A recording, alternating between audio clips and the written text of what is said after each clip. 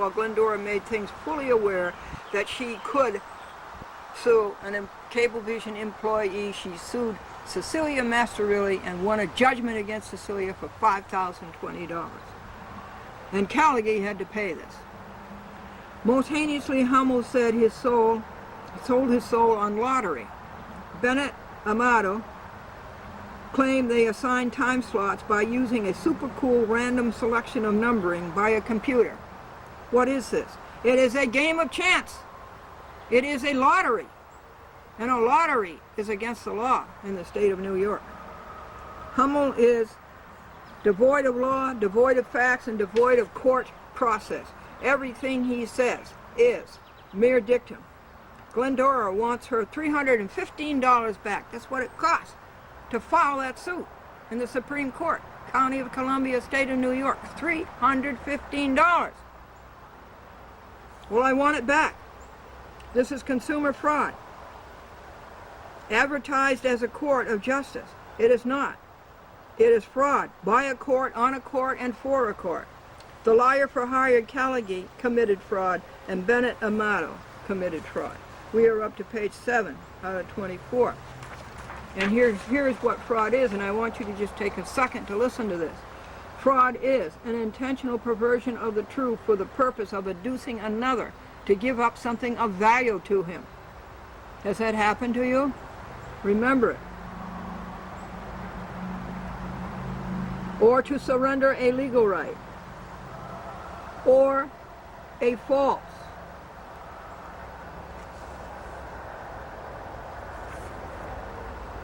representation of a matter of fact, whether by words or by conduct, by false or misleading allegations, or by concealment of that which should have been disclosed, which deceives and is intended to deceive another, so that he shall set upon it to his legal injury. That's some of what fraud is. If it's happened to you, go after them. Page 9. With abandoned self-surrender to vice, Hummel repeatedly commits Criminal Code 18, Title 18, United States Code, Section 1001, lying, covering up, material fact, cheating, and misrepresenting. Following are Hummel's other federal offenses. Glendora, an all-American citizen, has an unqualified right to meaningful access to the court. Meaningful access to the court at $315. The actions cited herein precluded her lawful reward in the courts and denied her due process of law and are felonies under the Criminal Code, Title 18, United States Code. Glendora pleads relief from this painful state and restitution. See her wherefore, therefore, and ergo. All alleviation. Page 10. Whoever commits an offense against the United States or aids, abets, counsels, commands, induces, or procures its commission is punishable as a principal. 18 U.S. Code Section 2. 18 U.S. Code Section 241. Conspiracy against the rights of citizens. 18, Title 18 is the criminal code. Title 28 is the judicial code. 18 U.S. Code Section 371. Conspiracy to commit offense or to defraud the United States. 18 U.S. Code Section 401, parentheses 2, misbehavior of court officers, that's you, Hummel, in their official transactions. 18 U.S. Code Section 1001, I just told you, lying and cheating and misrepresenting and covering up. Hummel's acts, policies, and practices violated the plaintiff's rights under the U.S. Constitution together with the New York State Constitution, Article 1, Bill of Rights, together with her public access rights under Title 47 U.S. Code Section 521 at Sec. 16 New York Code Rules and Regulations 895.4 Public Service Law Article 1 Section 229C and multiple New York State municipal franchises. And we are up to page 11. Knock knock. Who's there? Fortification. Fortification who? Fortification this year we go to the mountains. Folks, what happened the first time that it snowed in Atlanta? The natives thought it was an explosion of grits. I have to go charge the battery. Yes, mine, but also the cameras. Said I heard. Glendora invokes the RICO, the Racketeer Influence Crime Organization Act. Title 18, United States Code, Section 1964, to give this court jurisdiction over Hummel's criminal acts. Glendora demanded Carmody weight proof. Callagy Sarok sadly had authority to represent Bennett and Amato. They never could produce it. What does that tell you, court? It tells you that they don't have it. And Hummel covered up for them. Similarly, Glendora demanded proof that Callagy, Sarok, sadly, are authorized to practice in Columbia County. They never produced it. What does that tell you? They didn't have it. And that Hummel was covering up for them. We are on page 12. Now, Hummel just cannot understand basic litigation. Pro se civil rights cases cannot be summarily dismissed. Glendora versus Cablevision, Branham versus Clark, Conley versus Gibson, on and on and on. He just doesn't understand litigation. Glendora has scrutinized the Hummel outrage of May 17th 4 times and reported it to you folks 4 times and has written 4 papers objurgating it. One was her motion to reconsider, 70 pages of June the 2nd, attachment 1 to her notice of appeal and to her judicial misconduct and disability complaint, served on all parties and on Callagy, and it cost $65 to appeal, $315 for this rotten work by Hummel, and now another $65 to clean it up. Number 2 was her opposition to Sarok's washout opposing the motion to reconsider. Glendora scrutinized the Hummel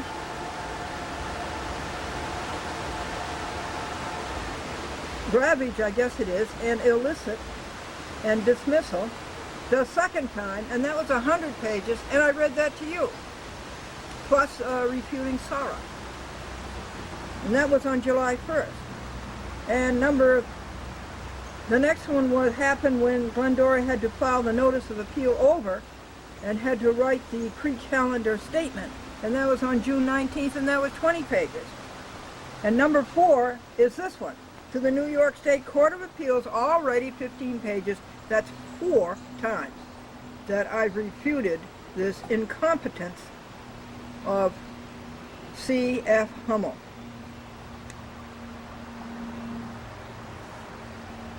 Before that would be her 70-page reply to Sarok, no reply.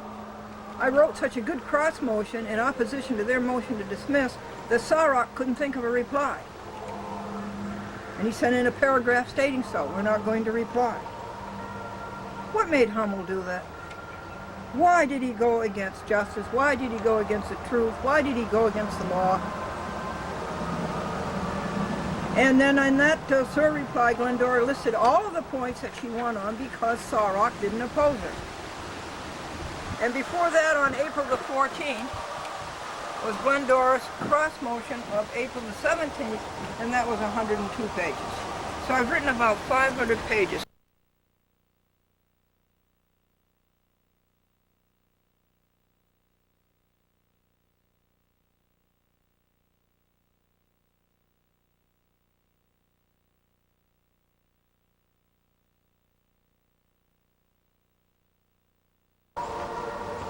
Hi there, everybody.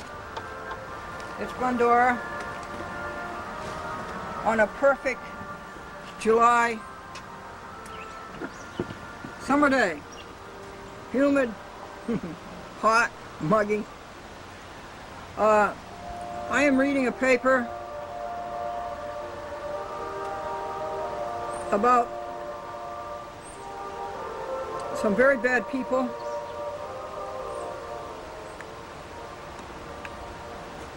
Diane Bennett and Alyssa Amato, who work for Cablevision in Nassau County, Long Island.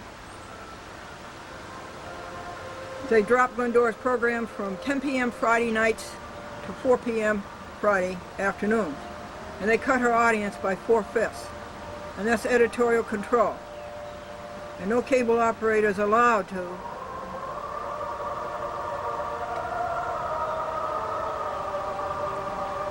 exercise editorial control over public access. And they also violated first come, first serve. I've been in that spot for 13 years. They also violated that public access has to be administered on a non-discriminatory basis. They also violated that no cable operator is allowed to limit or prohibit public access. And so I did the right thing. Instead of going over and punching them in the nose, I went to court. That's the way you're supposed to settle disputes, isn't it? And I landed in the Supreme Court, County of Columbia, State of New York, and before a very, very incompetent and very dishonest and dishonorable judge. His name is C.F. Hummel, Hummel.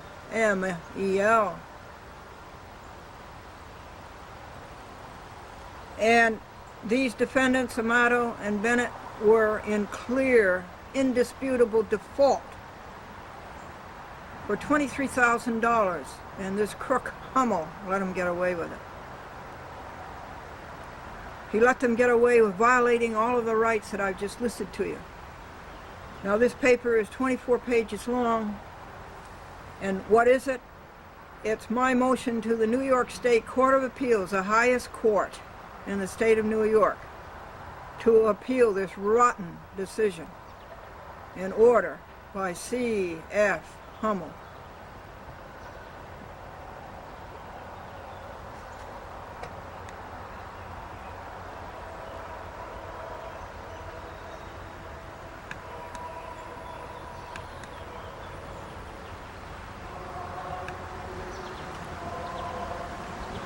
And I've covered the first 11 pages of it. I say it is people like Hummel, like Sarok, Callaghy, and Satterley, a liar for hire. Although in this case, I'm not sure they're getting paid. I think they're doing penance for the bad work they did in the White Plains Court, who give the courts a bad name. It is people like Hummel, Sarok, Callaghy, and Satterley who give the courts a bad name. They work for the international bankers who do not want people to have good courts. They do not want you to have justice. They do not want you to have rights because they want to enslave you. Which of the four obloquies of the Hummel abhorrent miscarriage do you, the New York State Court of Appeals? 1. I sent them 4 obloquies. The first one when I got the order. The second one, when I had to file the notice of appeal again, or amend it.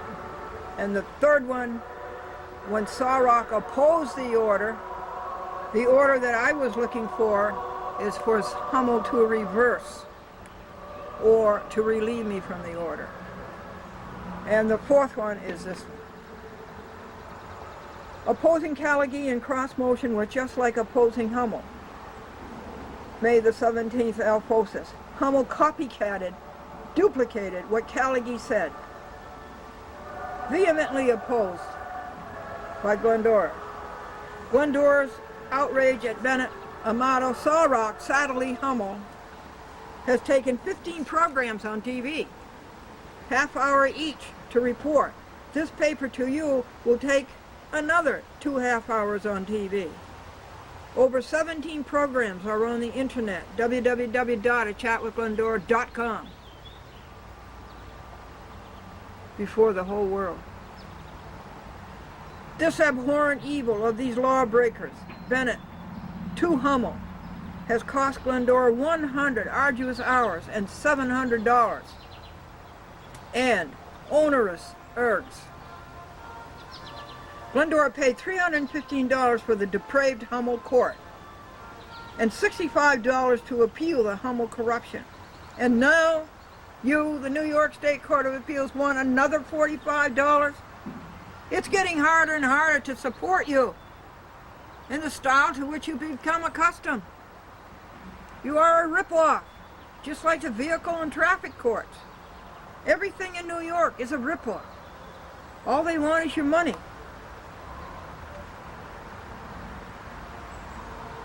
Glendora saw the Harrison Town Court take in $6,000 in vehicle and traffic fines. It's all a racket and it's all a RICO. Racketeer Influence Crime Organization is what RICO stands for.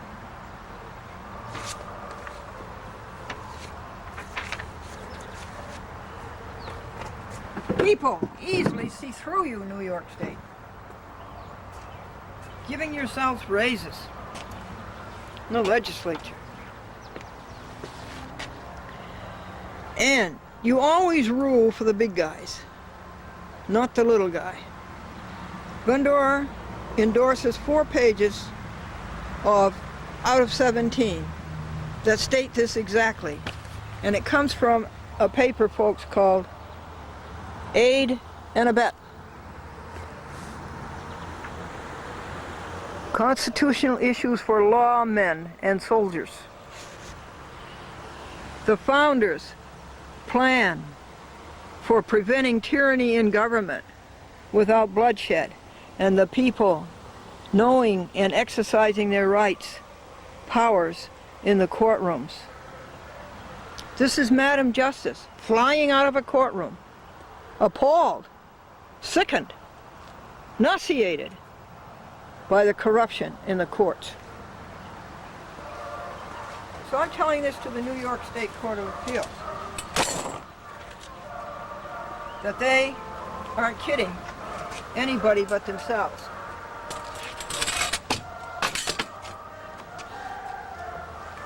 I'm just going to read you a few paragraphs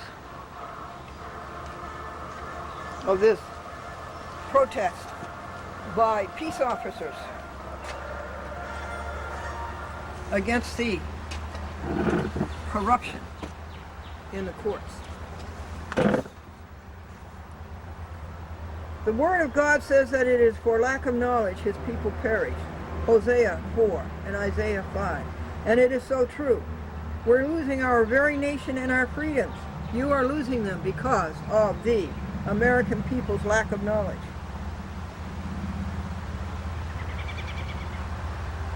An American peace officer recently stated the people's rightful powers have been secretly usurped. We are back under the king's court system again in America. The picture on this cover with Lady Justice swiftly fleeing the courthouse. After reading this report, there will be no question as to why she made her exit. That's page 1 of it.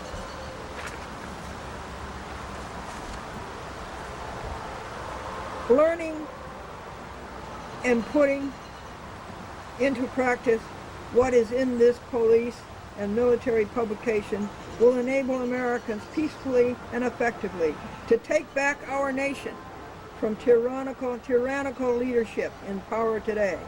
Some of the absolute essentials for learning and living are: 1, know that our greater Creator God is still on his throne and expects his laws to be obeyed. 2, know the people's truly lawful constitutional powers and duties when serving on the people's jury. 3, know that county, state, and federal judges are agents of government first and foremost, and thus biased in that regard. And know the ways in which U.S. judges psychologically manipulate the minds of jurors unlawfully and secretly. Know that in all 50 states it is a felony to influence, threaten, or otherwise intimidate a juror or jury with or without their knowledge in an attempt to alter the outcome of a trial. Yes, even when it is a government judge or prosecutor who commits the crime, it's still a crime. In your editor's own state criminal code, jury tampering is listed as a Class 4 felony. Officer R. Stevens of New York State says, not a day goes by that we police officers don't bear witness in the manipulation of juries and their decisions by dishonorable members of the judiciary. You get the idea, folks? And this is particularly good because this is police officers who are in court and who are watching these judges manipulate juries. And why do they do it? Because their political bosses want them to do it.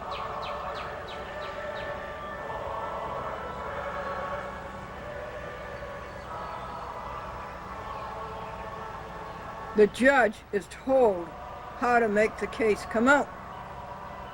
It's always got to be in favor of the political party, the people who are in the government. It's always got to be in their favor. And that means usually against you. So this is 4 pages that I reproduced for the New York State Court of Appeals on my motion.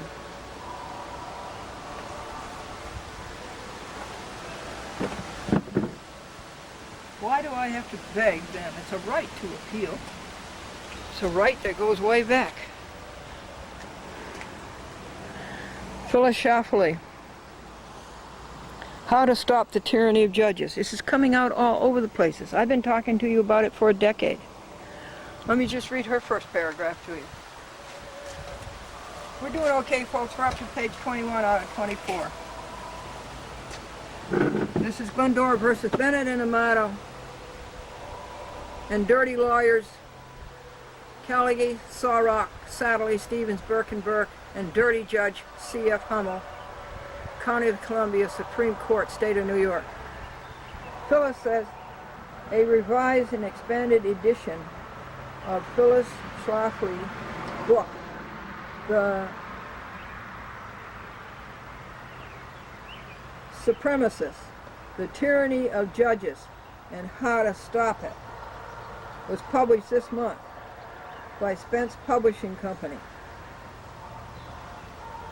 Her book is unique for it is an easy reading, an easily read book for non-lawyers, and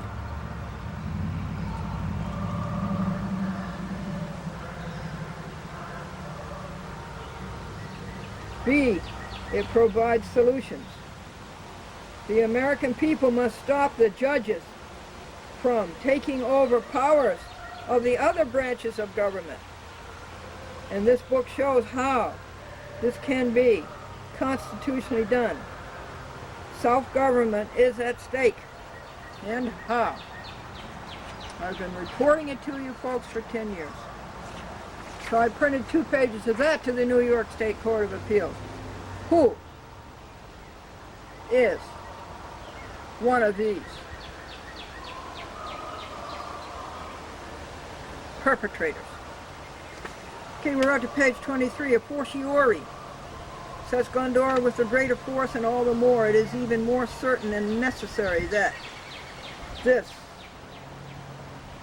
the highest court in the state, amend and atone the evil wrought by its kid sibling and do justice over the land. Next paragraph's reserved. It's dated July 9th. I started writing it Sunday before I went to Elizabeth's birthday party, 12 years old. She had such a good time, and so did all her little friends. And when I came back, yours in truth, amor patriae, love of one country, and amor New Yorki, love of New York State. And it is opus 1425. It took 14 hours, maybe 15 or 16. And it cost $28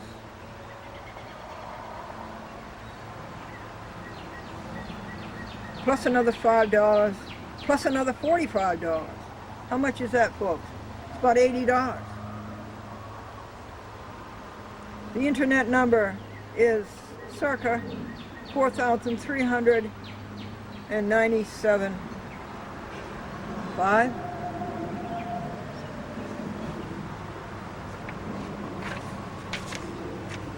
Under penalty of perjury, Glendora proudly avouches. She has told you the truth, the whole truth, and nothing but the truth, to help her God. Bennett, Amato, Sarok, Callagy, Satterley, and Hummel have not. Further, she similarly avers that she served 2 copies of these. I forgot to put it in. I think it's 26 pages. Upon Bennett, Amato, Callagy. Service was by U.S. mail on July the 10th, 2006. It was served at 2 p.m. this afternoon. And you know the service because you saw the envelopes. Now here are the attachments to this motion for leave to appeal to the New York State Court of Appeals. Glendora replied to Callagy's motion to dismiss and cross motion, 102 pages, on April the 14th. Glendora's reply to inscrutable letter by Sarah, dated April the 10th, 12 pages. Glendora, Sir reply. Sarok's no reply. He couldn't find an answer to the cross motion. And so Glendora is 100% surrendered. Sarok surrendered 100% to Glendora. And I listed all of the things he lost on to his 1-page letter. And I wrote 42 pages, and that was on May the 9th. Glendora, motion for relief from the order. Hummel, atrocity, 66 pages, June the 2nd. And a notice of appeal and a complaint to the New York State Commission on Judicial Conduct as to the judicial disability and misconduct of C.F. Hummel. And I told the commission I wanted them to do to Hummel exactly what they did to de Blasio. Get him off of the bench. Glendora's reply affirmation to Sarok, opposition to the motion for relief. Glendora examines Hummel's decision order a second time. And that was in July 1st, 06. And that was 98 pages. And also enclosed is Hummel's order. Hummel's aberration. That's it, folks. You know what vacation time is? Vacation time is the time that they close the roads and open the detours. Vacation time is when people get up at 4:30 a.m. and drive for 3.5 hours looking for a sign that says home cooking.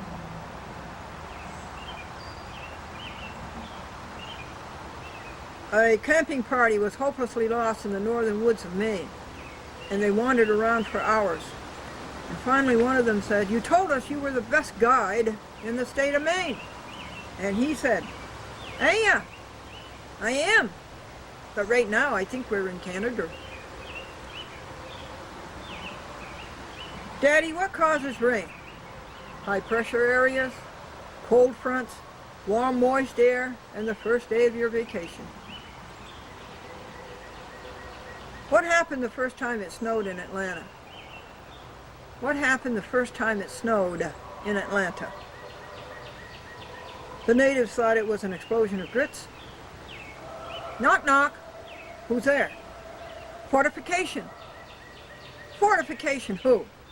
Fortification, this year we go to the mountains.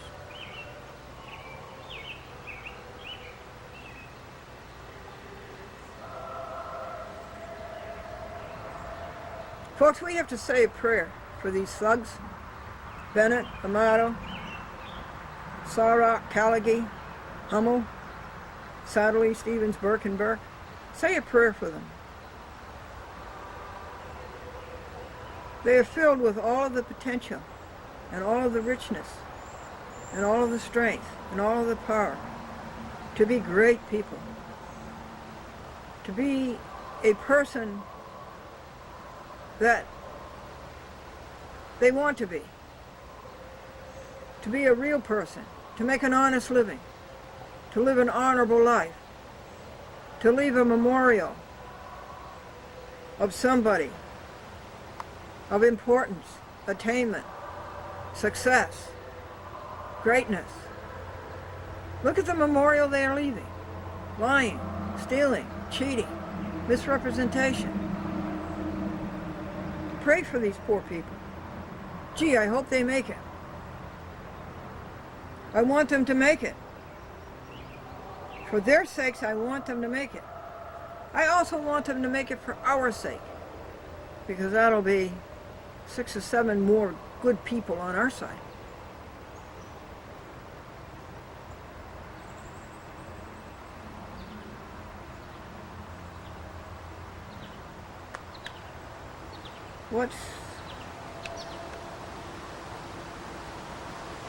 The Bible passage this morning was about Solomon, David's son. And he took all these foreign wives. Well, that's bad right there. One wife is enough.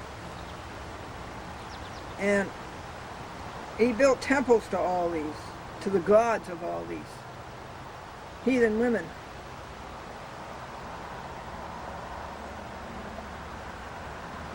So God didn't like that. David was not loyal in his heart to God. Solomon was not loyal to God in his heart. So God took away a lot of his kingdom.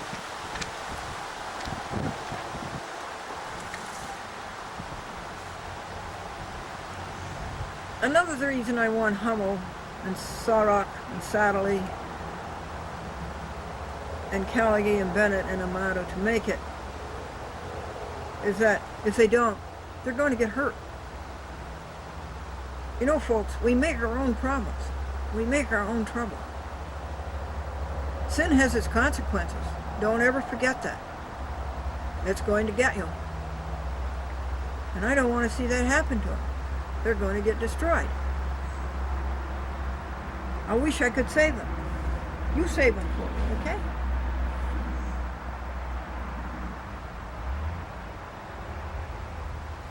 I wish I could save them before something bad happens to them.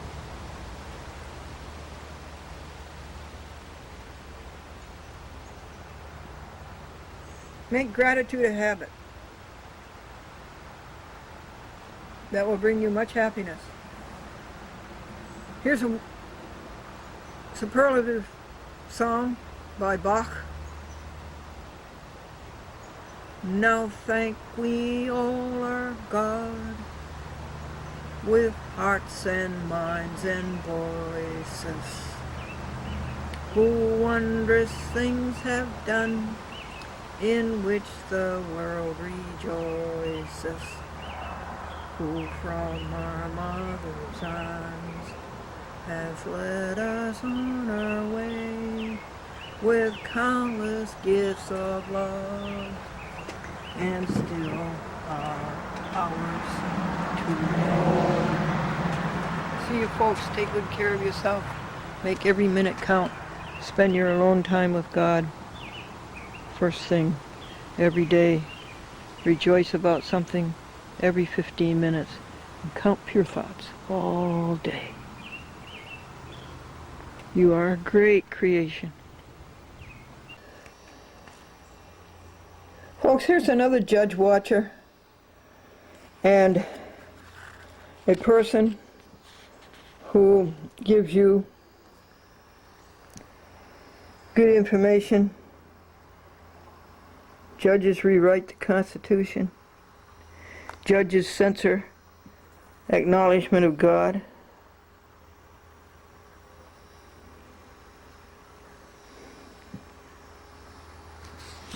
And judges redefine marriage. They're bad. They're so bad. Judges undermine U.S. sovereignty. Oh, that's really bad. They're all under the control of the international bankers. Judges threaten property rights. That's more. They're paid off by the international bankers. Judges promote pornography. Judges foster feminism. Judges, handicapped law enforcement, boy, do they ever. They don't know the first thing about enforcing the law. Judges invite illegal immigration. Judges interfere with elections, and how? Look at Bush. He wasn't even elected by the people of the United States. Boy. Judges take over parents' rights.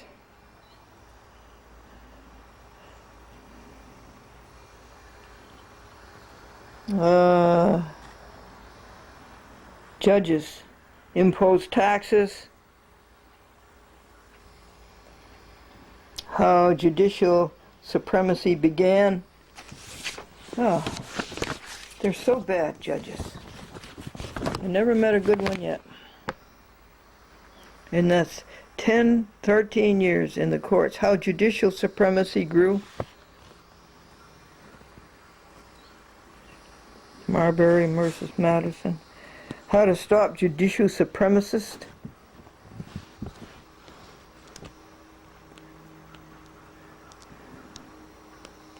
The supremacists, the tyranny of judges, and how to stop it. By Phyllis. How would you pronounce that? Too many letters. Schlafly.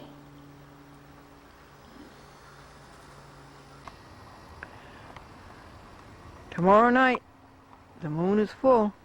Tonight it's orange. We never can get a view of him without the trees. But he's orange tonight. Even more orange with the in personam.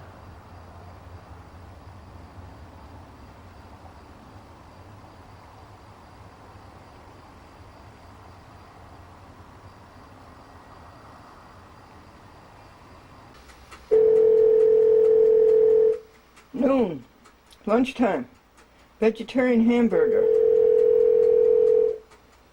delectable, and salubrious.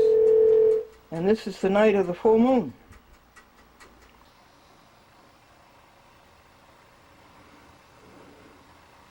I think Mama showed up with 4 babies.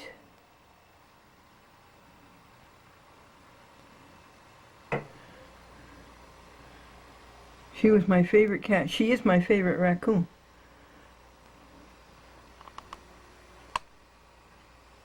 Remember her? Well, I think those are her 4 babies.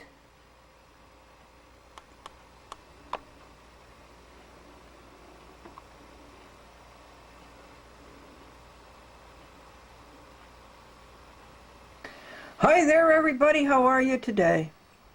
This is legal paper number 5 out of 7 for the weeks of July 3rd and July 10th. And do you know what happened the first time it snowed in Atlanta? The natives thought it was an explosion of grits. To this is the city court judge, Arthur Duran the third. This case is Glendora versus Christine Savarino, Tabat Salako.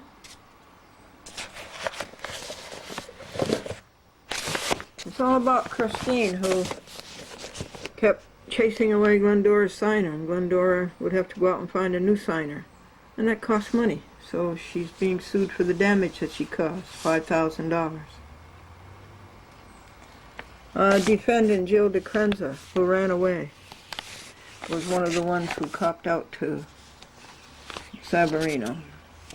Defendant Officer Lewis, who believed what Tabat Salako said but never heard what Glendora said and told Glendora to cease and desist. What? Well, we never knew what. And this is the liar for hire, Walter A. Sarok and Sadly Stevens, Burke and Burke. This case is in the Yonkers City Court. And this is the owner of Cablevision, Charles F. Doan, who paid himself $9 million last year and paid his son another $9 million. That son James L. Dolan and Cablevision Systems Corporation. This legal paper took 35 hours, and it cost $61.25, and it's 118 pages. And the liar for hire completely abused the Small Claims Act of the state of New York. In Christ there is no east or west, in him no north or south, but one great fellowship of love throughout the whole wide earth. Will all this litigation make these people perfect? That's really what I'm interested in. It's making people perfect.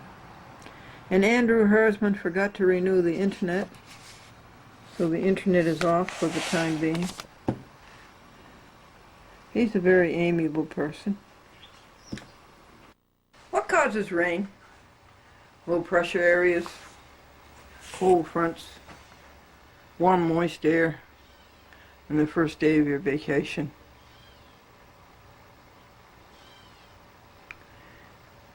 City of Yonkers. And who is it? It's Glendora versus Christine Savarino, Tybat Salako, Gilda Krenzer, and Officer Lewis. Yeah, it's 118 pages long, 120 pages long, and it has taken 35 hours already. And this is a notice of Glendora cross motion and affirmation in support that she be granted the $5,000 damages caused by the defendants, that Sawrock's motion of June the 28th be denied in its entirety, that there be a hearing, that Savarino and Salako be called to the witness stand, that sanctions of $10,000 be imposed against Sawrock, Savarino, and Salako, and that Glendora be granted judgment by default against DeCrenza and Lewis, together with $40 costs, and any further relief, just and proper, and the ad dominum is affixed here too.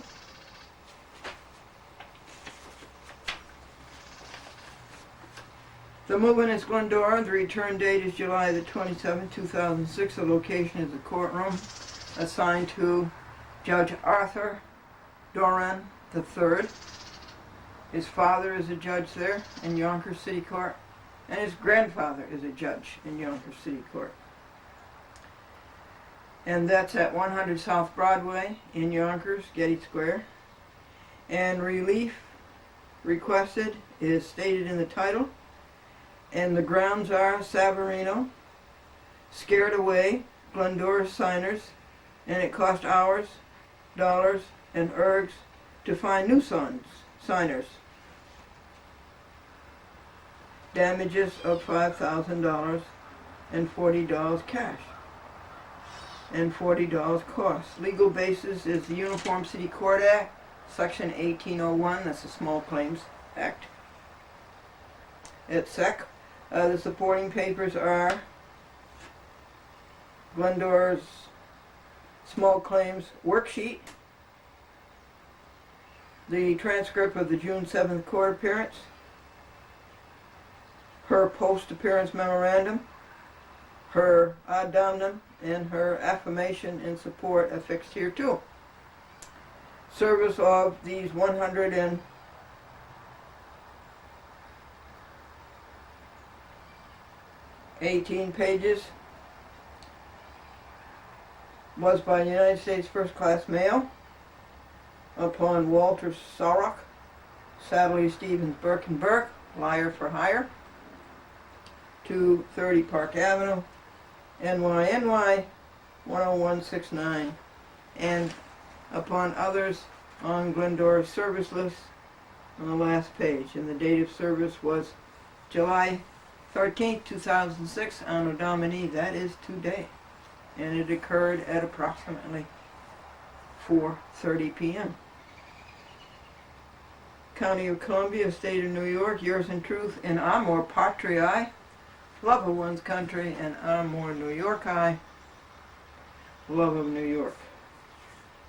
This is Opus 1426. The internet number is approximately 4396-4.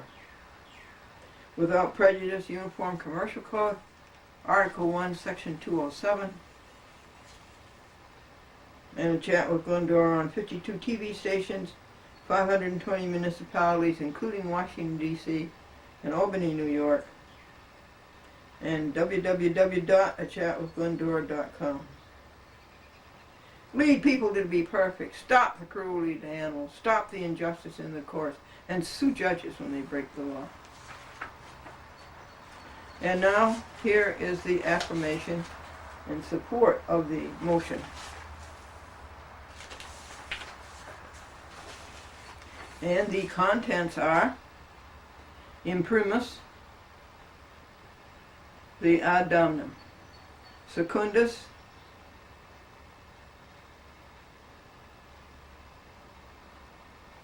Glendora responds to Sorok's 9 exhibits. His paper was this thick. Okay. That's what you call billable time. Although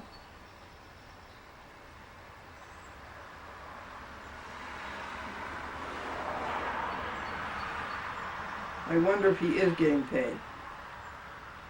And third, Glendora refutes every paragraph of his so-called affidavit, which contains many untrue statements. And fourth, Glendora scrutinizes every paragraph of his so-called memorandum of law, which lists only one law, a law that Judge Hansberry in the White Plains City Court told Sorok not to use in small claims. And 5 is Glendora's a fortiori.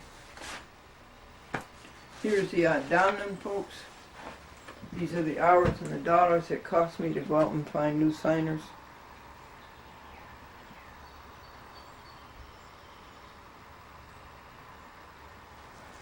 That's page 1.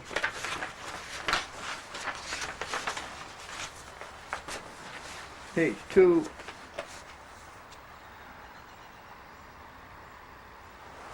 And page 3.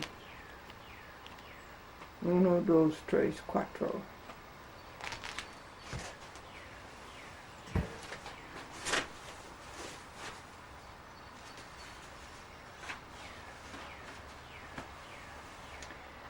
Beta, page 1.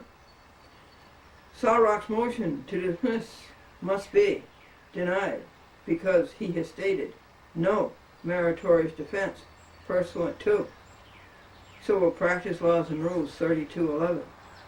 Sorok writes with the intent to defeat justice. Sorok even fails to know what Glendora's cause of action is. It has nothing to do with a breach of contract. As pointed out 3 times to Sorok, this was clerk error. The Yonkers City Clerk said that the cause of action is breach of contract against Savarino, and it is not. It's what I told you. She chased away my signers and it cost money to replace them.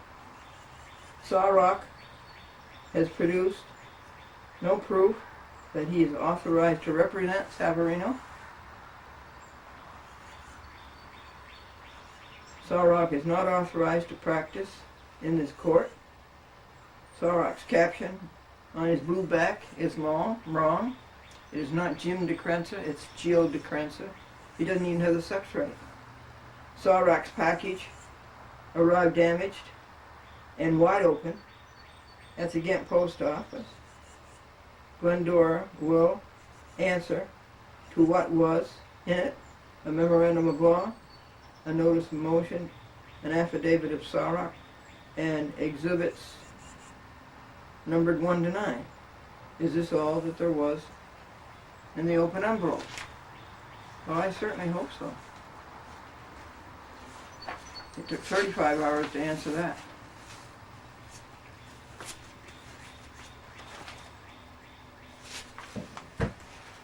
Savarino is misspelled in his paper, and it's not Jim DeCrenza, it's Jill DeCrenza, and I misspelled DeCrenza, it's D-E.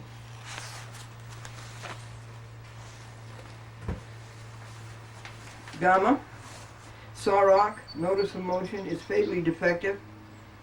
He has the wrong cause of action. Glendora never sued Savarino through Officer Lewis for breach of contract. Glendora makes it lucidly clear why she is suing.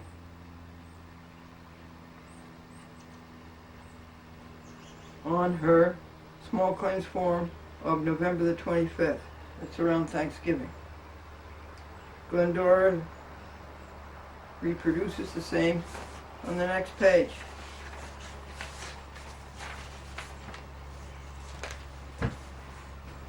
I don't see what's so abstruse about this, do you folks?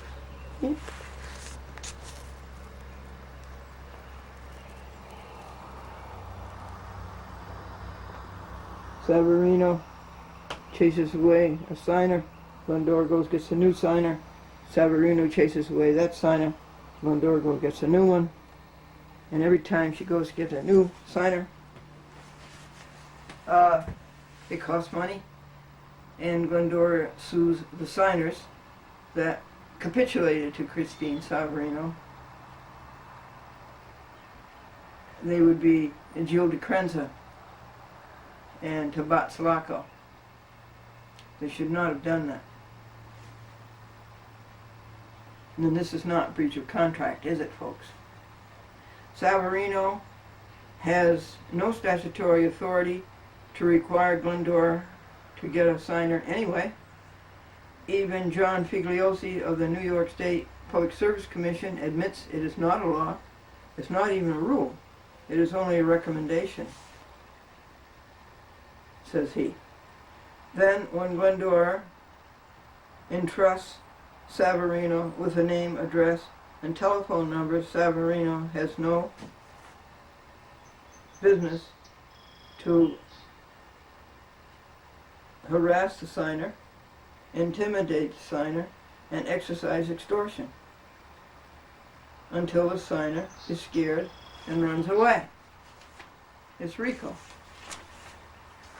What is RICO? Racketeer Influence Crime Organization. Delta, White Plains City Court, never ruled on Glendora's complaint. All they ruled on was default judgment. How can this be res judicata? How can it be a repeated adjudication? White Plains City Court ruled only on default judgment, and that's not the issue in the Yonkers Court. Incorrectly, White Plains Court dropped Tabat and Lewis out of the case because the addresses were not clear enough. Well, this is clerk error. The addresses were very plain, as you can see on the first page of the complaint. So Tabat and Lewis had to be sued again. This is not res judicata, meaning this is not already adjudicated. Page 7. Epsilon. Toman's decision and order is on appeal in the 2nd Department, Brooklyn, waiting oral argument. Toman was nearly a year writing a decision and order in violation of civil practice laws and rules 2219, which says that a judge has 60 days to make a motion, to decide on a motion. Toman violated Glendora's right to a hearing, and he violated her 5th Amendment right to due process of law, her 6th Amendment right, and her 14th Amendment right. He violated small claims Uniform Justice Court Act, Section 1801 et sequitur. Currently, he is Glendora's defendant in federal court in Idaho, where, as expected, he is in default. He hired a juvenile lawyer, or senile, in Boise, who has fallen flat on his face and embarrasses the lawyer world. His incompetence is rampant, and he's been reported on TV and on the internet worldwide for 2 years.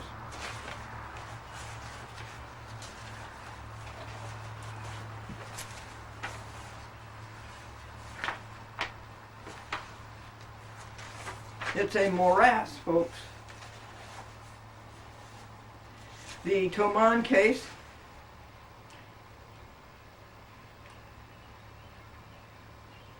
deals exclusively with breach of contract.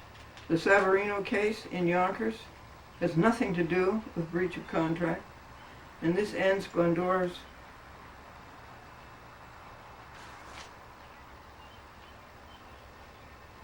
refutation of Sarok's exhibits.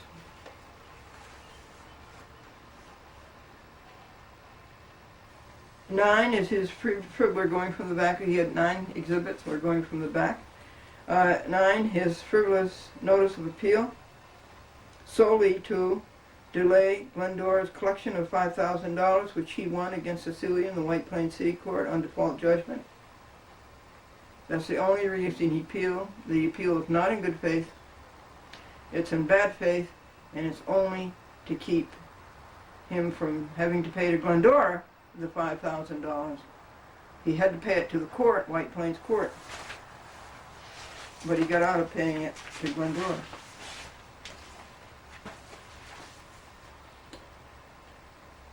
The judgment in White Plains City Court against Cecilia, and Toman's failure in Phillipstown against Ecock. Zeta. Sarok's paper is written by a copy machine. What relevance has the 34 pages of Cablevision's Public Educational and Governmental Access Kit? It has no statutory authority. Cablevision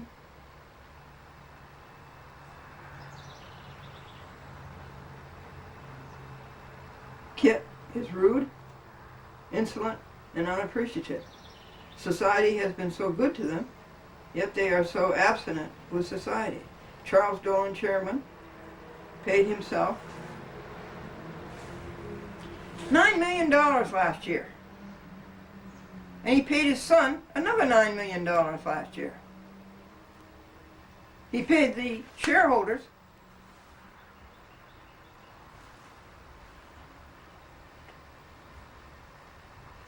yet he is too cheap to pay Glendora the $5,000 judgment in the White Plains City Court that the court ordered so justly. Now Satterley still owes Glendora $100 for the audio tape he ordered of Thomas Garger stating he was taking a chat with Glendora off of TV in Nassau County because he did not like what Glendora was saying about the Commissioner of Consumer Affairs, James Picken, and about the Nassau County Supervisor.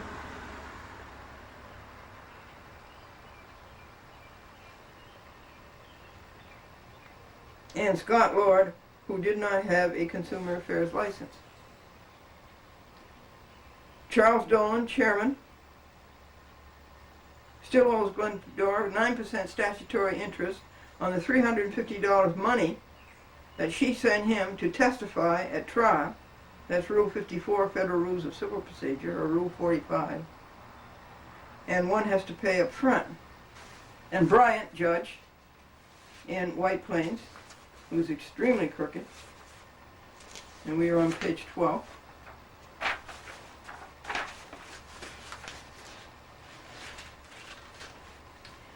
Cheated Glendora out of the trial. Dolan should have returned the money, but he didn't. He put it in the bank, and he kept it there for year after year. Can you imagine that? This billionaire did that?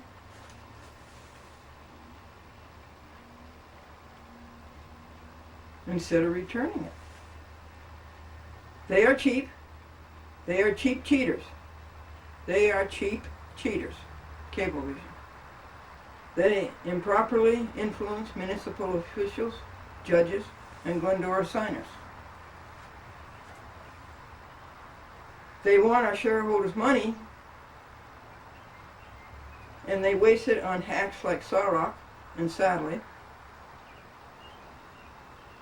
to lie, to cover up, and steal. They have no honor nor honesty. Glendora is on 52 TV stations, Portland, Oregon, Santa Fe, Los Alamos, New Jersey, Buffalo, Houston, Washington, D.C., the 5 boroughs of New York City, all of Long Island, Mount Vernon, all of Westchester, and Dutchess, and most of Columbia, all of Albany County, Schenectady County, and Rensselaer County. Nobody administers public access as hatefully as Savarino. She does it with malice. She has chased away nearly 20 signers. Savarino, savagely, has a public access kit of 54 pages. She used to have one of nearly 200 pages. And the other cable TV systems limit their statement to a sheet or so. As a shareholder, Glendora screams fiduciary irresponsibility and incompetence. And all this money that Savarino spends on limiting and prohibiting public access, which is against New York state law. The administration of it, the copying, the mailing, inter alia, should go to the dividends to shareholders, shouldn't it, folks? These cheap people masquerade as a public company and as a fraud to illicit money. Yet in truth, they are nothing but a family-owned business. The money the Savarino clan spend on litigation to keep Glendora from collecting her $5,020 is fiduciary irresponsibility, Section 23A, Federal Rules of Civil Procedure. Class action. The Savarino law breakers refuse to show shareholder Glendora the books, records, minutes, and shareholders list 107 times. In violation of New York State Business Corporation law and the Delaware law of corporations. Glendora sued them in Eastern District of New York, Nassau Supreme Court, Delaware Federal Court, and Westchester Supreme Court. Finally, she got Donaldson, the chairman of the Securities Exchange Commission, to investigate their hoax and their shareholder list is mostly Doan's offsprings with a multiplicity of fake names. About 40 letters that Glendora addressed to these people were returned unknown. See why they don't want to have it? They are covering something so fiercely, they are covering up something so fiercely, folks, that they will take their chances on breaking the law in 2 states, Delaware and New York, rather than to take their chances in letting me see the hoax that this so-called public company is. That's how scared they are. So court, meaning Arthur Duran III, do you see why the Savarino gang chooses to break New York state law and Delaware law to hide the shareholder list? They also violate the law and will not let us copy the list. Savarino is always demanding our signers to give proof of residency. We want proof of her residency. She lives in White Plains, or she used to. Nobody in Yonkers administers public access. It is administered 10 communities away in Peekskill.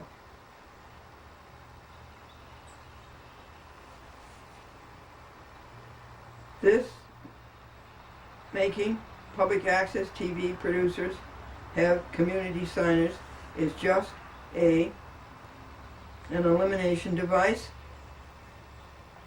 It's a hoax. They do not administer public access in every community. They make us get signers. This Savarino cheat is dirty, abominable, detestable, and disgusting. They have no statutory authority for the things they do. They harass us, and Glendora sues, and Glendora has public access rights, and she will not let Savarino steal them. We're up to page 15. Taibat is a defendant because she is an accessory before the fact and after the fact, and Taibat let the Savarino law-breaking scam scare her away. And so did DeCrenza. Again, the distasteful kit, public access kit, is a lie, a cheat, and has no statutory authority. And Savarino is guilty of this and much, much more. Cite a law. They do not cite a law. Cite a law by the municipality, by the state, or by the federal government. We are up to page 16. Ada. Vacation time is funny. People get up at 4:30 in the morning and drive for hours looking for a sign that says home cooking. And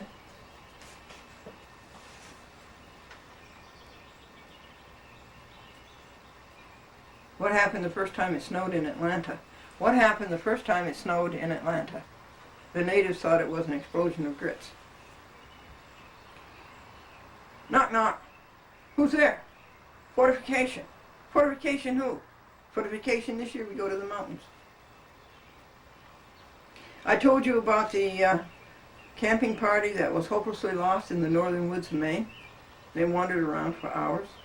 One of them finally got up enough courage to say, "You told us you were the best guide in the state of Maine." And he said, "Well, yeah, I am. But right now I think we're in Canada."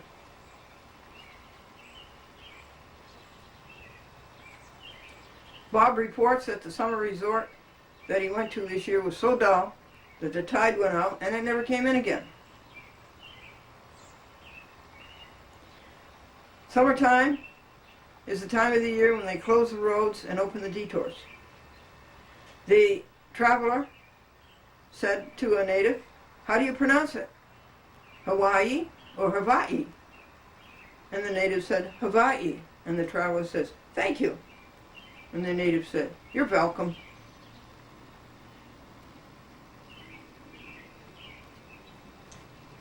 What did the man say at the auction? "Sold to the woman whose husband has his hand over her mouth." And here's some very friendly advice, folks. Very, very good advice. Never wave to a friend at an auction.